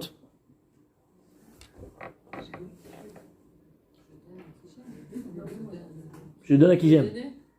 Je donne à qui j'aime. Les deux, c'est pas une réponse. C'est un garçon et une fille. Les deux, tu peux pas dire ça. Non, des fois on donne et on n'aime pas spécialement. On fait un peu gêné par aimer quand on... Non, j'aime à qui je donne. Moi, j'aurais décidé. J'aime à qui je donne. Mais là, ici, il n'avait pas dit ça. Est-ce que je donne à qui j'aime ou j'aime à qui je donne? Yael. J'aime à qui je donne. Je donne à qui j'aime. Non, j'aime à qui je donne. J'aime à qui je donne. Parce que quand on donne, on investit dans quelque chose ou dans quelqu'un et ça nous fait aimer cette personne. Il a fait. C'est horrible de penser comme ça. C'est horrible. Alors tu vas voir maintenant que c'est extraordinaire de penser comme ça. Pourquoi? Nous, on pense l'inverse. Qu'est-ce qu'on pense, nous? Que je donne à qui j'aime. Bah, c'est mon fils, je l'aime, je lui donne. C'est ma copine, je l'aime, je lui donne. Un clochard, je lui donne et pourtant je l'aime pas. Voilà. Oh. Oh. On donne, on n'aime pas spécialement. Voilà. La question, elle est. C'est pas une question d'intérêt. Est-ce que c'est l'amour qui amène au don ou c'est le don qui amène à l'amour? Eh bien, en vérité, les amis, comme vous l'avez très bien dit, c'est le don qui amène à l'amour. Habitue-toi à donner à quelqu'un ou à quelque chose, tu vas voir que tu vas commencer à l'aimer. Parce que c'est quoi le don? Il dit Rav Dessler, en fait, c'est une partie d'égoïsme, mais c'est vrai. lorsque l'on donne à l'autre, qu'est-ce qu'on donne en vérité à l'autre? On donne une partie de nous-mêmes, que ce soit de l'argent, mais en vérité, tu donnes de toi, tu donnes de ta personne de toi. Et qu'est-ce que tu vas commencer à aimer dans l'autre? Toi, parce que tu te retrouves dans l'autre. Mais en vérité, plus tu vas donner, plus tu vas aimer. Pourquoi? Parce que plus tu donnes à une personne, plus tu donnes à une chose, plus tu t'attaches à la chose à qui tu donnes. Et plus tu vas donner, plus tu vas aimer. C'est le don qui amène à l'amour. C'est pour ça qu'il y a quelque chose d'extraordinaire. C'est qu'il ne faut plus voir l'autre comme quelqu'un qu'on n'aime pas, mais comme quelqu'un à qui on n'a pas encore donné. En sachant qu'à partir du moment où je commencerai à lui donner, je commencerai à l'aimer. Le but, c'est quoi? C'est aimer. Non, c'est le but en vrai, c'est Aimer. d'aimer ou d'être aimé? Aimer. Non, d'aimer. On doit ressembler à Dieu. Hachem, il aime tout le monde. Hachem, il aime toutes les créatures. Toi aussi, tu dois aimer. Je te donne un petit exemple. D'accord du Rav Dessler, il dit tu vas même voir au niveau. Il y a des gens qui vont arriver à aimer, mais amoureux. Quand je parle d'aimer, on peut aimer les animaux. Il y a des gens qui vont prendre pour l'animal, pour leur bébé, bébé. Il ne veut pas comme un bébé. Il dit comment c'est possible? Tu peux aimer un animal, mais le transformer en un enfant, là c'est débile, c'est pas humain. Tu comprends? Un animal, c'est un animal. Tu peux aimer un animal, tu peux avoir comment on appelle ça, de la compassion pour l'animal, tu peux m'avoir un animal, mais c'est mignon, c'est très joli, c'est tout ce que tu veux. Mais arriver à penser que c'est ton enfant, là, ça commence à devenir débile. Comment c'est Sodome et Gomorrhe. Mechila. Ok? Mais il te dit, comment tu peux même arriver à aimer un animal aussi fort? C'est un animal. Il n'a pas, entre guillemets, de conscience humaine. Comment c'est possible? En réalité, plus tu vas te donner, le type il se lève à 5h du matin faire pipi autour de la maison, il va donner à manger, il va le laver, rouler. C'est que même ce don-là, il peut t'amener à aimer des choses qui sont, entre guillemets, improbables. Tu peux arriver à tout aimer. Et cette phrase est extraordinaire. Le don, il t'amène à l'amour. Plus tu vas donner, plus tu vas t'investir dans une chose, plus tu vas commencer à aimer la chose. Je vous donne une petite histoire personnelle. Une fois quand j'étais dans un collège, j'arrivais pas à me fondre dans le collège, j'arrivais pas à trouver ma place dans le collège, j'aimais pas. Et quand j'ai fait ce Rav Dessler extraordinaire, ça m'a changé mon existence. Complètement du tout au tout. Parce qu'en vérité, on peut arriver à tout aimer. Comment? En lui donnant. Et qu'est-ce que j'ai fait pour m'intégrer vraiment, à commencer à me sentir à part entière et aimer l'endroit où je me trouvais? Je me suis investi. Qu'est-ce que j'ai fait? J'ai acheté un petit plateau, j'ai acheté du café, du thé, des petits gâteaux, j'ai fait un petit endroit pour se restaurer au milieu du limoud déroulé. Après, j'ai acheté des livres pour le collège. Quand j'avais du maaser, je l'ai acheté. Et donc, je suis investi dans le collège. J'ai donné, je commençais à aimer. Parce que je me suis retrouvé, quand je voyais le livre, je me voyais moi. Tu comprends ce que tu veux dire? Donc, en vérité, c'est extraordinaire.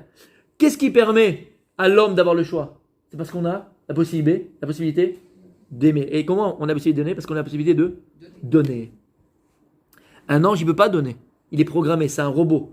Il est programmé. Tu as une mission, il a sa mission. Il ne peut pas se dérober de sa mission. Même si on verra que même un ange, il peut fauter dans le bien. Mais normalement, un ange, il ne peut pas voter. Pourquoi? Parce qu'il est que dans l'obligation. Et donc, qu'est-ce qui permet à l'homme d'avoir libre arbitre? C'est parce qu'on a le choix. Et qu'est-ce qui crée le choix? C'est le don. Qu'est-ce qui crée le don? C'est pour révéler l'amour. Vous avez compris? C'est extraordinaire. C'est extraordinaire. Voilà comment Dieu t'a créé. Et toute l'existence, ce n'est que ça. Ce sont des séquences, entre guillemets, de choix. T'as compris, Arbanise? Sûr? Ouais. Ce sont des séquences de choix. Et dans la vie, je vais avoir des choix à faire. Et ces choix, c'est eux qui vont me permettre d'arriver là où je serai. C'est eux qui vont me permettre de me réaliser véritablement. Même les mauvais choix. C'est quoi la pire chose? Être dans le non-choix. Ne jamais savoir quoi faire. Être dans le doute, dans le safek. Tu es là, tu as le bus qui passe 25 fois, mais tu sais pas où aller. Choisis! Non mais choisis! Parce que même si tu montes dans le bus et tu te rends compte à un moment donné que tu es dans la mauvaise direction, mais au moins tu as choisi. Le fait d'être dans la mauvaise direction, tu as compris qu'il faut prendre la bonne. Choisis! Choisis, c'est l'essence de l'être. L'essence de l'être, c'est choisir. C'est clair? Il a fait. Donc, c'est quoi Annie? Non, on a expliqué que le Annie, hein. On n'a rien dit encore. C'est quoi Annie? C'est quoi Annie? Qu'est-ce que je suis? Je suis divin. Akadosh Baruch Hu m'a donné capacité de possibilités infinies, divine. Une prière d'une maman pour ses enfants. Comment elle a un impact aussi fort? T'es divine, tu comprends pas? Il y a des gens qui ont eu conscience de leur potentiel, des gens qui ont eu conscience de ce qu'ils étaient. Il y a des gens qui ont eu conscience de cette création extraordinaire que Dieu a mis en moi. Et ils ont fait des choses extraordinaires. C'est des gens qui ont compris que Dieu les a créés en progressant.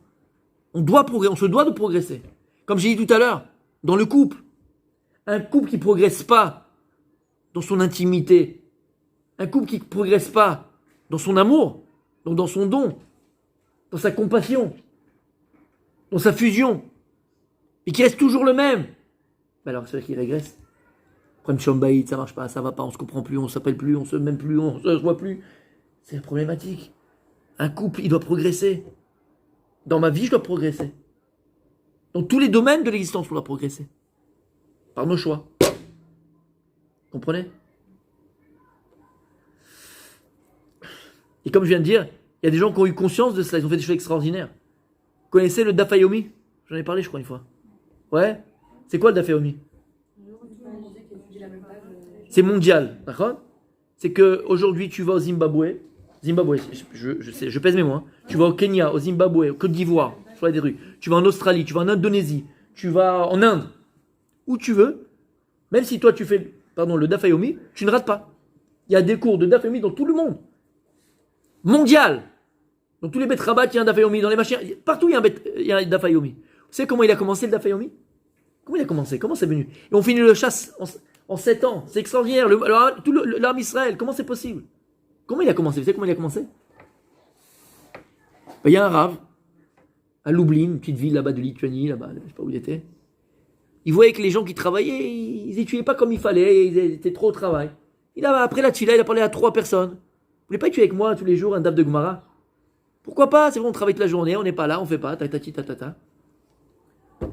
Ils se sont assis. Un rave à Lublin, avec 3 personnes. Voilà comment il a commencé. Aujourd'hui, c'est mondial.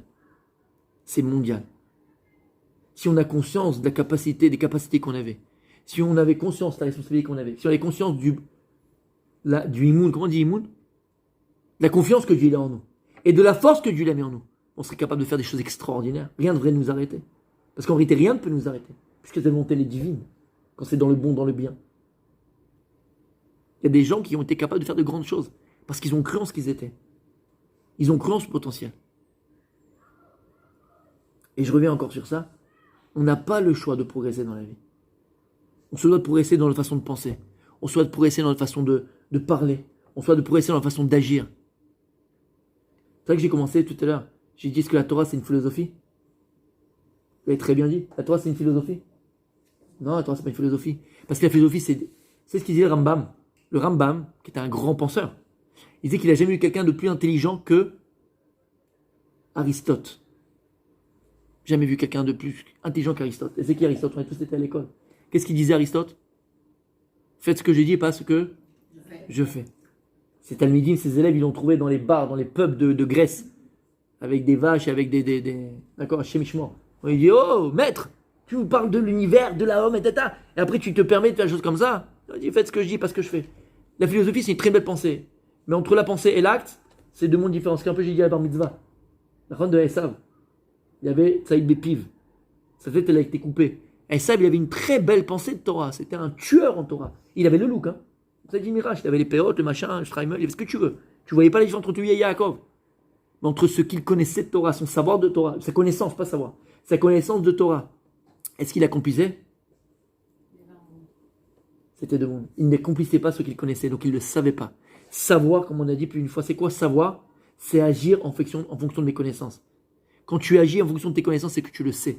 Soit tu le connais. C'est comme des maths, c'est comme de la physique, c'est comme de la biologie. C'est super, c'est bien. Donc sa tête, elle a été enterrée à Matamarpella, mais son corps bouffé par les lions et par les vaches, par les chiens. Pourquoi? Parce qu'il y avait une dichotomie entre son esprit et ses actes. Donc on se doit d'évoluer. Mais attention, tu vas me dire, ouais d'accord, on ne peut pas être tout de suite. C'est vrai, c'est Emet. D'ailleurs, c'est la paracha de cette semaine. C'est quoi la paracha de cette semaine, mesdames? Le rêve de Yaakov. Combien de tableaux de grands artistes juifs, donc travers les histoires, du tableau, du rêve de Daron, c'est le Soulam. Il est arrivé de quoi? C'est quoi le Soulam? Comment on dit Soulam? L'échelle de Jacob. Il y a même un restaurant qui s'appelait l'échelle de Jacob, non? Moins 20. Bref. Ouais, c'est le truc, c'est le, comment on appelle ça? Le Semel. Le symbole du Ham Israël, c'est le rêve de Yaakov. D'accord? S'il a rêvé de l'échelle. Il n'est pas très poétique, nous les juifs. Hein. On aurait pu rêver d'un mec, un truc qui fait peur, quoi, je sais pas, non? Un lion, un truc sympathique. Une échelle Mario Bros. C'est l'échelle.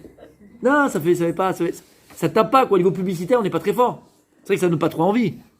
Non? L'échelle. Pourquoi il a rêvé de l'échelle? C'est qui Yaakov? Yaakov, c'est Israël. C'est qui Israël? C'est la Torah. pour t'apprendre une chose très très très importante, très importante.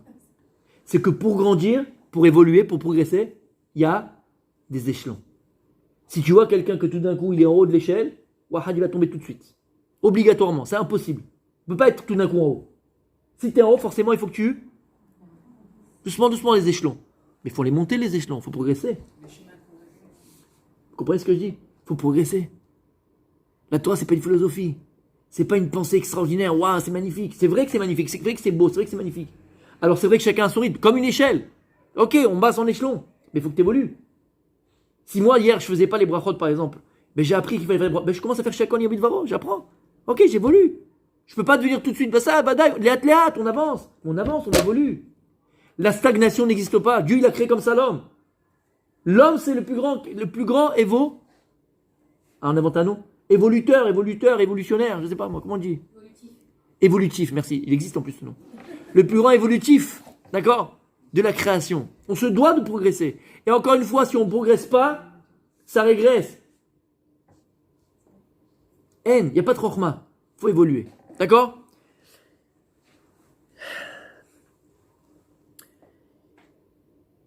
On a bientôt fini.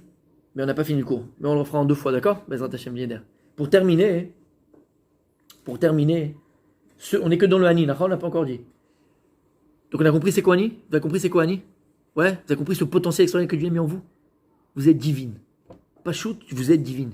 Et rien ne peut vous dire j'arriverai pas, je pourrai pas. C'est pas possible. C'est pas possible. T'es divine. Tu as un koach Elohim en toi. Betzel Mokim Baraoto. Rien ne doit t'arrêter. Même quand tu penses que c'est foutu, même quand tu penses que t'arrives. Behemet, j'ai un koach Elohim en moi. Il a fait. Maintenant écoute bien. Comment donc on a dit je suis, moi, comment on le dit en hébreu? Ani. D'accord, Imen Ani. C'est Ani. Ce mot Ani là, quand tu l'écris, comment on l'écrit? Aleph, Nun, Yud. C'est les mêmes lettres que quoi? N. Extraordinaire. N, Aleph, Yud, Nun. C'est les mêmes lettres que Ani. C'est quoi N? Y a pas. Pour t'apprendre quoi? Pour t'apprendre quoi? Imen Ani. Si je ne suis pas Ani, alors c'est N. Il n'y a rien. Personne ne le fera à ta place. Personne ne peut prendre ta place. S'il n'y a pas Ani, si je ne prends pas conscience de mon potentiel, je ne prends pas conscience que je peux construire de grandes choses, si maintenant je ne mets pas en marche la machine extraordinaire qu'il y a en moi, et je vais devenir, grâce à ça, me réaliser, m'épanouir, N. D'où on apprend ça. On termine avec ça. Comme ça, vous aurez une belle histoire à raconter ce soir à vos maris. Si vous parlez encore. Non, je rigole. Je vous ai dit, on est tous dans le même bateau. Hein. Elle est là, mais bon, bref. Et non, mais vous savez que je ne rigole pas. Là, ce que je viens de dire maintenant, j'ai une anecdote entre parenthèses.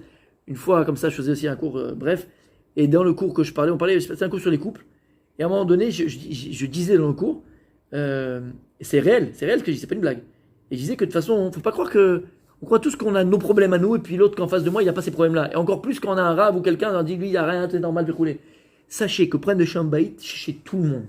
Tout le monde. Après, avec des niveaux différents, des raisons différentes. Mais on a tous des problèmes de Shambaït, on a tous des problèmes, on est tous dans le même bateau. Et quand je disais ça, je développais un petit peu après, il y a un type qui est venu après le coup, il m'a dit, la seule chose qui m'a, comment on appelle ça? Qui m'a soulagé, c'est voir que vous avez le même problème que moi. Mais c'est vrai, c'est-à-dire que bon, en fait, c'est humain, quoi. Oui, on a tous les mêmes problèmes. Il faut tous gérer l'autre, et ça, il faut se faire petit des fois, il faut faire grand des fois. On a tous les mêmes problèmes. On revient au mouton. Ok, on a cette histoire-là. Ani, c'est N. C'est-à-dire que si t'es pas toi, N. D'où on apprend ça? La Gemara est dans ma Sechet Avodazara. La Gemara raconte l'histoire, hein, vous la connaissez peut-être, mais elle est magnifique. L'histoire d'une personne, il s'appelait comment? El Hazar ben Dourdeya. Non, jamais entendu parler? Ok. La Gemara est d'Af Yudzaïn Amoud Alev, je crois. Elle dit comme ça, El Hazar ben Dourdeya, c'était qui ce monsieur-là? C'était un Don Juan. Casanova. Un Don Juan, la Gemara raconte. C'est caché, Mishmor, il est avec toutes les femmes de la ville, de partout, il est avec toutes les femmes. C'est un... Vous avez compris, Casanova? Un Casanova. Et, d'ailleurs, d'après le nom de la personne, on voit qui il était. Il dit Ben Dourdeya. C'est quoi en araméen Dourdeya? Pas Dourbia, ça chantait beaucoup. Dourdeya. C'est quoi Dourdeya? En araméen, c'est quoi? C'est les psolettes du vin. Quand on fait du vin, le raisin, les psolettes, les saletés qui servent à rien, on les jetait. D'accord? Pour montrer que dans son nom, il y avait ces trucs de saleté qui servent à rien. Ok. Mais il y avait aussi elle, Hazar, il s'appelait. Écoutez bien. Donc c'était un grand Casanova. Et la Gemara raconte qu'une fois il a entendu qu'il y avait une prostituée qui était dans un tel pays, que c'était la meilleure du monde et tout ça, et qu'il voulait beaucoup d'argent. Il a essayé de dire, ah, j'ai pas goûté, il faut que j'y aille. Et donc il fallait traverser 7 fleuves, il fallait payer très cher, et il fallait, comment on appelle ça, l'insoir, comment on dit l'insoir? Voyager beaucoup. Et lui il a pris, il a économisé, tac, il a traversé 7 fleuves. Et la Gemara raconte qu'il est arrivé là-bas, il donne l'argent, il va avec elle, et on ne sait pas si c'est elle qui a dit ça, la Gemara dit c'est elle qui a dit ça, ou bien c'est une batte-colle, une voix céleste qui a dit ça. Avant qu'il fasse le massé, qu'il fasse la Avera, une voix céleste est descendue, elle a dit, et la Ben Dourdeya, il n'a pas de place dans l'Olam Haba, il est perdu à jamais. Il a entendu ça, trac, électrochoc. Il l'a poussé, il a pas fait la Avera, il est parti, et la Gemara dit, il a commencé à comme ça à s'asseoir entre les montagnes. Et il a commencé à faire teshuva. Il ne sait plus comment faire, il ne sait pas comment faire. Il a dit aux montagnes, montagne, je vous en supplie, plaidez pour moi, Kadosh Baruch, qu'il ait pitié de moi, qu'il me pardonne. Les montagnes, ils ont dit, avant de prier pour toi, on a prié pour nous. Pourquoi? Parce que le monde, il aura combien de temps, maximum? 6000 ans. Après, le monde, il sera détruit, c'est pas le même monde qu'on connaît. Donc, avant de prier pour toi, on a prié pour nous. Nous aussi, on doit demander Rachamim Hashem. On ne peut pas prier pour toi. Il a demandé aux astres, soleil, lune, j'en supplie, priez pour moi, que Dieu prie pour toi. Il a dit, avant de prier pour toi, on a prié pour nous. Il a demandé à chaque chose de la création, priez pour moi. Et chacun, qu'est-ce qu'il a répondu? Avant de prier pour toi, on doit prier pour nous. Et il arrivait à la conclusion, il a dit, j'ai compris. Ki en adavar taloui ela bi. La chose en vérité ne dépend que de moi. Il a dit, il a mis sa tête entre ses jambes. Pourquoi entre ses jambes? Comme un bébé dans le ventre de sa mère. Jusqu'à qu'il a pleuré, et son âme, elle a quitté son corps. Et une voix céleste est sortie, et elle a dit, Rabbi Elazar ben Dourdeya, Mouzma lechaye olam haba. Rabbi Elazar ben Dourdeya, il est invité au monde futur. Et il en est mort. Il a fait tchouva, mais il a le monde futur. Sur ça, il a écrit, la Gemara a dit, Rabbi Udanasi, lorsqu'il a entendu cette histoire de cet homme-là, qui était un Casanova et qui a fait tchouva comme ça, il a dit, Yesh kone olamo besha'a achat. Une personne, elle est capable d'acquérir son monde futur en un instant. C'était un pourri, un naze, un pire de tout. Et en un instant, il a fait tchouva. Rabbi Elazar ben Dourdeya, Mouzma lechaye olam haba. D'accord? La question, elle est comme ça. On l'appelle Rabbi. C'était un pourri. Rabbi Elazar ben Dourdeya, c'est quoi un Rabbi? C'est quoi un Rav? C'est quoi un Rav? Et c'est quoi un Rav? C'est quoi un Rav? Comment? C'est quelqu'un qui enseigne. Il a fait, donc ça veut dire quoi? Un Rav, c'est qu'il enseigne quelque chose. Un Rav, c'est quelqu'un qui transmet des valeurs. Un Rav, c'est quelqu'un qui fait progresser les autres. Un Rav, c'est qui va laisser quelque chose. Un Rav, c'est qui fait grandir les autres. Sinon, c'est pas un Rav. C'est un curé. Mechila. On l'a appelé Rabbi, tu sais pourquoi? Parce qu'il nous a appris la plus grande chose qu'on a besoin pour la vie. Parce que c'est très bien beau ce qu'on vient de dire, Ani, Elohim, et moi j'ai une force divine et j'ai un potentiel extraordinaire, et moi j'ai choisi donc je suis, et magnifique, et tu peux devenir quelque chose de très grand, tu peux construire un couple extraordinaire, tu peux avoir des enfants extraordinaires, tu peux construire ton foyer extraordinaire, tu peux avoir un business extraordinaire, tu peux faire de grandes choses, tu as une force divine, magnifique, c'est très vrai. Mais qu'est-ce qu'on se met entre les jambes comme bâton? Qu'est-ce qui nous empêche très souvent d'être, de devenir, de se réaliser? Il nous l'a dévoilé. Il a compris une chose. Il a été demandé aux montagnes, qu'est-ce qu'elles ont répondu? On ne peut rien faire pour toi, nous on doit s'occuper de nous-mêmes. Il a été demandé aux machins, qu'est-ce qu'ils ont dit? Les astres, on doit s'occuper de nous d'abord. Qu'est-ce qu'il a dit? Il a appris l'essence de la vie. En adavar taloui et la bi. La chose ne dépend que de moi. Que de moi. Il aurait pu trouver tous les prétextes du monde. Il aurait pu trouver tous les prétextes du monde comme nous on fait très souvent. Si ça marche pas, ben c'est de sa faute. Si ça va pas, c'est mon associé. Si ces trucs, c'est ma grand-mère. Ces trucs, c'est mon mari. Ces trucs, c'est ma femme. Ces trucs, c'est l'enfant. Il a pas bien. C'est toujours la faute de l'autre. On a toujours des excuses. On a toujours des arguments contraires. C'est jamais nous. Si on arrive à comprendre une fois pour toutes que mon existence ne dépend que de moi, mon bonheur ne dépend que de moi. Tu vas me dire, c'est des mots. On vit pas tout seul. On n'est pas. La Torah nous apprend quelque chose ce soir d'extraordinaire. Si tu veux changer ton monde extérieur, change d'abord ton monde intérieur. Parce que ton monde extérieur, c'est l'image de ton monde intérieur. Ton monde extérieur, c'est ton miroir. Ton monde extérieur, c'est ton miroir. Si peut-être des fois tu connais des problèmes dans le couple, c'est pas forcément que ton mari a 100% tort. C'est peut-être aussi le reflet de choses que toi-même tu es responsable. Si ta femme, vice-versa, c'est peut-être que c'est des reflets de quelque chose que tu as en toi. Comprenez ce que ça veut dire? La chose ne dépend que de nous. Personne ne peut m'empêcher d'exister. Personne. Ni n'a le droit et ne peut m'empêcher d'exister. Parce qu'en réalité, ça ne dépend que de moi. En adavar talou yela bi. Si maintenant, moi, je me lève de ce cours-là, moi, personnellement, et je prends conscience de ce que je viens de dire, que la chose dépend que de moi, alors j'en veux plus à personne. Après, dans la vie, qu'est-ce qu'on est? On a toujours des remords, des regrets. D'accord? On a des aminosités envers celui-là qui m'a fait ça, celui qui m'a fait ça, ceci qui m'a fait ça. En vérité, l'aminosité extérieure, elle vient refléter quoi? Un vide intérieur. Parce que si j'étais rempli intérieur, si j'avais conscience de ce que j'étais rempli en moi-même, mais rien ne pourrait m'atteindre, rien ne pourrait me toucher, rien ne pourrait me vexer. La preuve, c'est que quand tu es dans la rue, quelqu'un il te bouscule ou quelqu'un te fait quelque chose, bon, tu laisses passer, tu t'en fous. C'est pas grave, tu le connais pas. C'est comme ça avec tout le monde. Parce que tu es rempli. Plus tu es rempli, moins tu es touché par l'extérieur. Voilà ce qu'il nous dit, c'est Rabbi Elazar ben Nourdeya. On l'appelait Rabbi. C'est le plus grand enseignement qu'il nous a légué. En adavar talouy et la bi. Parce qu'après ce cours qu'on vient de faire, tu peux dire oui, mais je vis pas tout seul. Et j'existe pas tout seul. Et c'est très beau ce qu'on a dit, c'est vrai que j'ai une force divine en moi, c'est vrai que j'ai un gros potentiel, tout ce que tu veux. Mais à côté de moi, j'ai des gens qui sont peut-être pas comme moi. À côté de moi, j'ai des gens. Ça dépend que de toi. Ça dépend que de toi. Personne ne peut te voler ton bonheur. Personne ne peut t'empêcher d'être. Personne ne peut d'exister. Personne. Dans l'absolu, oui. Mais ça dépend de toi. Prends conscience de ce devoir que tu as et tu verras, ça va éclairer autour de toi. Ça va influencer autour de toi. Change-toi de l'intérieur, tu vas changer le miroir de ta vie. Continue la semaine prochaine, Bezrat Hashem.